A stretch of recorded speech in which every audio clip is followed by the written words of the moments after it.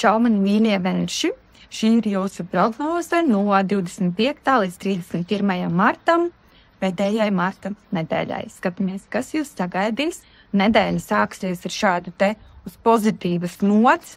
Paskatieties, cik priecīga meitene, saulīte spīd, viss ir forši dzīvē, beidzot sāk kaut kas notikt. Šī mums ir aktivitātes kārts, zižģīt par kaut kādu darbību, rīcību, rosību. Tātad aktīvs nedēļas sākums būs vēršiem.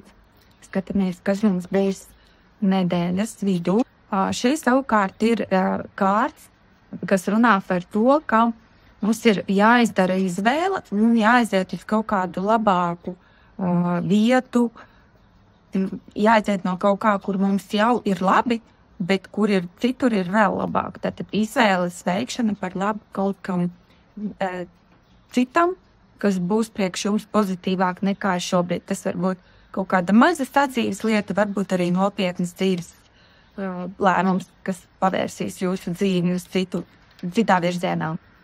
Un nedēļas beigas vēršiem pakārtais.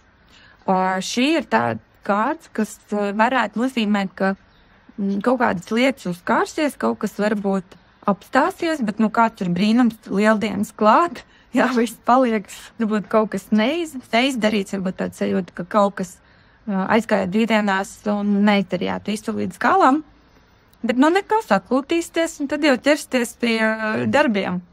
Lai jums forša nedēļa, un, ja jūs vēlaties pieteikties individuālajai konsultācijai ar mani, tad to var izdarīt manā mājaslapā dita.com.